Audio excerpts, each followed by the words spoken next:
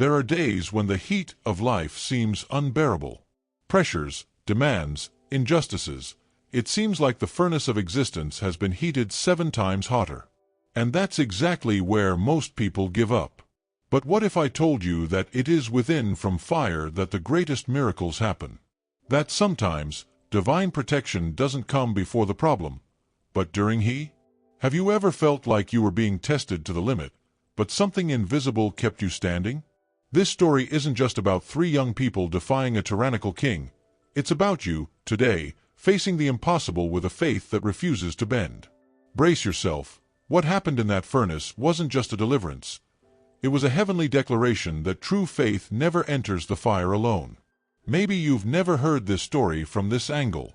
And perhaps, until today, I have underestimated the power of remaining firm when everything says to run away. But here, the courage of Shadrach, Meshach, and Abednego will light a fire within you. And when you find out who was with them in that furnace, you will understand why nothing, absolutely nothing, can put out what God lights. In a world where the majority bow down for convenience, Shadrach, Meshach, and Abednego decided to remain standing. Faced with the direct order of King Nebuchadnezzar, the most powerful man of the time, they refused to worship the golden statue. It was more than spiritual civil disobedience. It was a bold statement: our God is greater than his throne. And, let's face it, saying that with your life at stake is no small feat. They knew very well the price of rebellion, the fiery furnace. Still, they didn't hesitate. They did not make calculations, nor did they look for legal loopholes to escape. They just believed, with unshakable faith, that God could deliver them. But even if no free, they would not give in. This is the type of faith that does not negotiate values, that does not need guarantees to remain firm. Courage that challenges the system, culture, and even logic. Maybe today we're not being threatened by physical furnaces, but how many times have you been pressured to bow down? The majority opinion, the fear of cancellation, the temptation to please everyone? Courageous faith does not reveal itself in the comfort zone. It appears when the no you give to the world echoes louder than the yes it wants to get from you. This attitude of the 3 Hebrews provokes us. It is not enough to believe in God when everything is going well. Authentic faith manifests itself when everything seems to be against us. And, you see, they didn't know if they would be saved. But they knew who they were honoring. That's where the real miracle begins. And that's why fire, instead of scaring, becomes the stage for fidelity. Before facing the fiery furnace, Shadrach, Meshach, and Abednego experienced something that many cannot imagine. They were born into a noble birth. They were of the royal lineage of Judah, educated, influential, with a promising future in Jerusalem. But everything changed when Babylon invaded their land. From princes to prisoners, they were forcibly taken into an empire that tried to erase everything they were. When they arrived in Babylon, they even lost their original names. From Hananiah, Mishael, and Azariah, they passed to Shadrach, Meshach, and Abednego, names linked to pagan gods. It was not just a change of identity, it was an attempt at spiritual and cultural reprogramming. Can you imagine the emotional impact of this? It was more than being away from home. It was having one's own history forcibly rewritten. Still, they resisted. Not with violent rebellions, but with firmness of character. They were in the palace, but they did not allow themselves to be contaminated by Babylonian values. This is cultural resistance at its highest level. Maintaining your essence even when everything around you wants to transform you. And between us, we can apply this today. How many times do you feel pressured to fit into molds that have nothing to do with your faith? They teach us that you can even lose a title, a comfort, or even your name. But if you maintain your essence and faith in God, none of this defines who you really are. Babylon could change the outside, clothes, food, language, but not the heart.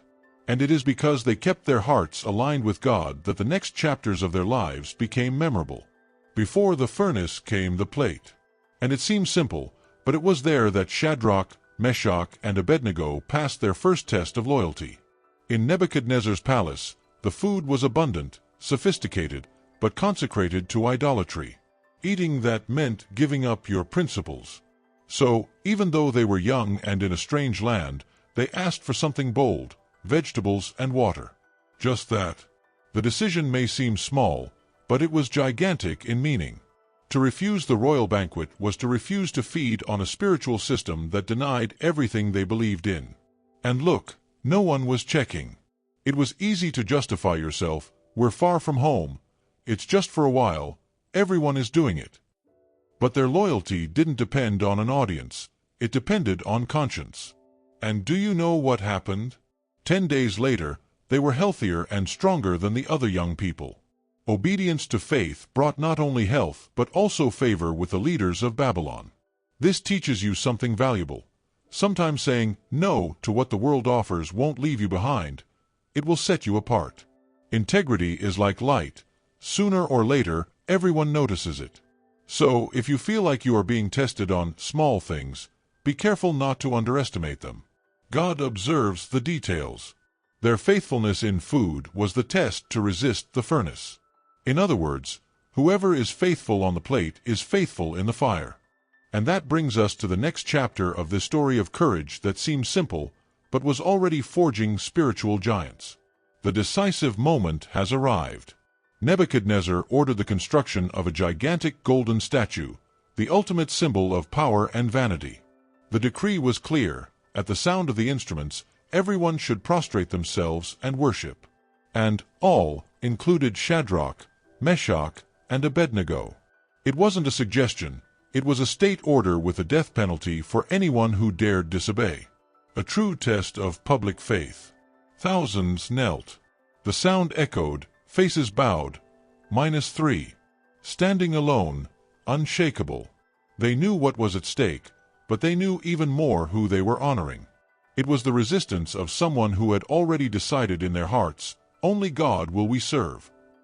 The scene was so shocking that it did not go unnoticed. They took the case straight to the king. And the king didn't like the affront at all. Nebuchadnezzar, furious, gave them a second chance. A last warning. It was the perfect opportunity to retreat. All it took was a gesture, a bent knee, but they refused. The answer was firm and memorable. If our God wills, he will deliver us. But even if not, we will not serve your God. That, my friend, is faith that does not depend on the outcome. It is loyalty that does not negotiate. And here's an uncomfortable truth. Culture will always demand your worship of something. It can be status, image, money, ideologies. But the question remains, will you bow? The three young people show us that spiritual resistance begins with a silent decision, but ends up becoming a public act of courage. And Babylon, once again, was left speechless. The response of the three young men was like gasoline to Nebuchadnezzar's fury. The king lost control. He ordered the furnace to be heated 7 times hotter than normal, an impulsive exaggeration driven by a wounded ego. The intention was clear, to make a public example of them. But he didn't realize that he was about to become the spectator of a miracle live and in color. The temperature became so insane that the soldiers who threw the young people burned to death. Look at the irony. Whoever was on the king's side died, and whoever was on God's side entered the fire in peace. Shadrach, Meshach, and Abednego were tied up and thrown, but they didn't even scream. They knew the fire was not the end. It was just the stage for God's next act. And here's an honest question. What do you do when the furnace of life is heated to the extreme? Because sometimes, God knows put out the fire. He lets you in, but not to destroy you. It allows fire to reveal what you carry inside. And there are people who only discover the size of their faith when everything heats up. The furnace reveals, and also purifies. It was the height of tension. Everyone expected to see them consumed in seconds. But what happened there, in front of all Babylon, was so out of the ordinary that not even Nebuchadnezzar could ignore it. Not only did God allow them to enter, but he was already inside, waiting. And what the king saw next changed everything. Nebuchadnezzar looked into the furnace and was shocked. "Didn't we throw 3 men into the fire?" he asked. "Why do I see 4, and the 4th looks like a son of the gods?" What was supposed to be the end became the beginning of an extraordinary revelation. There was a 4th man in the fire. And this detail changes everything. because it shows that divine protection is not enough before from the fire, but within share. The three were loose, walking as if the heat didn't affect them. Nothing in them was consumed, not even their hair was singed, nor was the smell of smoke left on their clothes.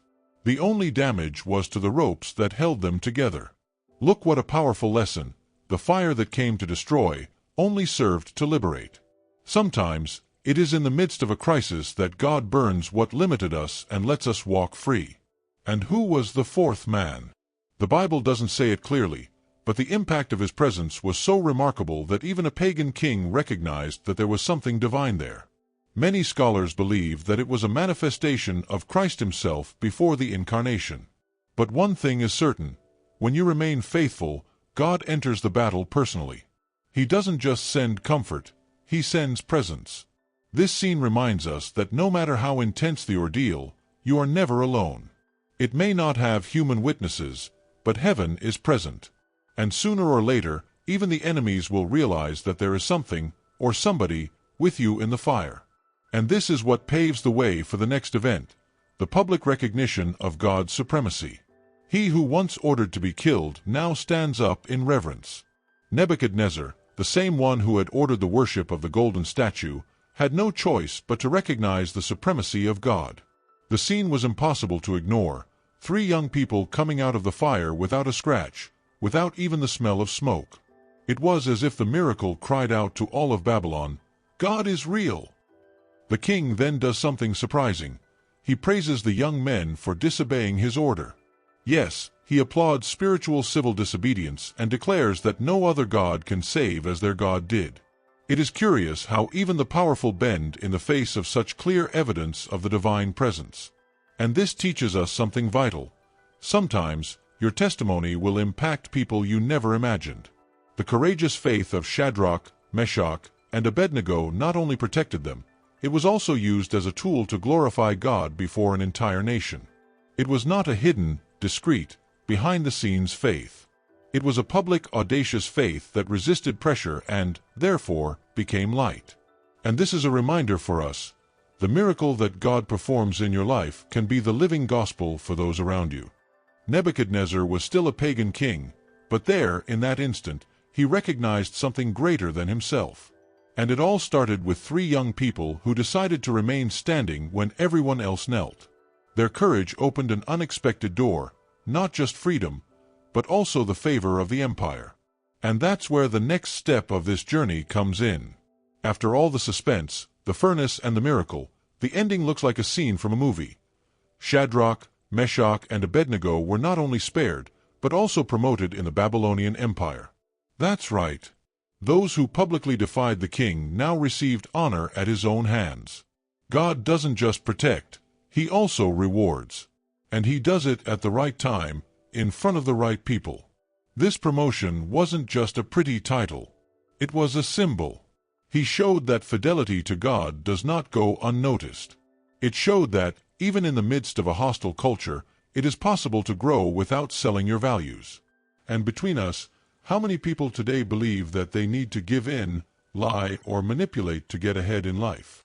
These three young people prove that you can be faithful and victorious at the same time. Maybe you're at a time when you're wondering if it's worth resisting, standing firm in your principles.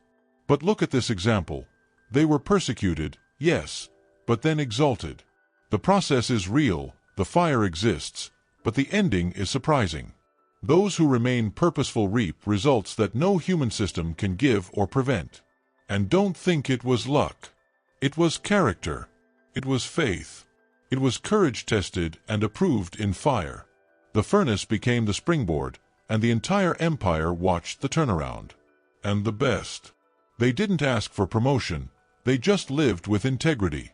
This prepares us for the end of this story, the message that goes beyond the centuries and reaches today, with a direct invitation to your heart. The story of Shadrach, Meshach, and Abednego was not trapped in the pages of an ancient book. It has survived for generations because it talks about something that remains current: fire. Yes, we all face furnaces, pressures, injustices, crises that seem to burn from within. But this narrative shows that God no leaves in the middle of the chaos. He comes in with us. He walks through fire. What's more, the fire that came to destroy often becomes the environment where we are refined, where our faith grows stronger, our character matures, and our values prove real. Nobody comes out the same after an intense test. But if you go through it with God by your side, you will emerge stronger, freer, and more prepared to live what He has for you. The furnace could be the turning point. This story also breaks human logic. It is not necessary to have a majority, visibility, or power to be an instrument of change. You just need to have courage and conviction. 3 young people, in a gigantic empire, made more noise than armies. And perhaps that is your mission today, not to bow, even if everyone else kneels. The resistance of a few can impact many. And now, tell me, what did this story spark inside you? Isn't it time to face your own fire with a faith that doesn't negotiate? The truth is that you don't have to wait for everything to improve to trust. On the contrary, it is in the middle, it is during the crisis that faith shines brightest. And maybe, like those 3 young people, you too will discover that you are not alone when things get hot. Think about it. Which furnaces have you been facing? What pressures are trying to make you bend? What do you need to let burn? Fear, insecurity, need for approval. Because sometimes, the miracle isn't getting out of the fire. It's discovering that you hold on, stay in it, because God is there with you. This story is not just beautiful. She is a map. A reminder that loyalty is always worth it. And if this content spoke to you in some way, don't just keep it to yourself. Share it with someone who needs this message. Because sometimes an old story can rekindle someone's faith today. Enjoy and subscribe to the channel. Activate the bell so you don't miss any new reflections. Because here, we continue exploring stories that are not just biblical, they are transformative.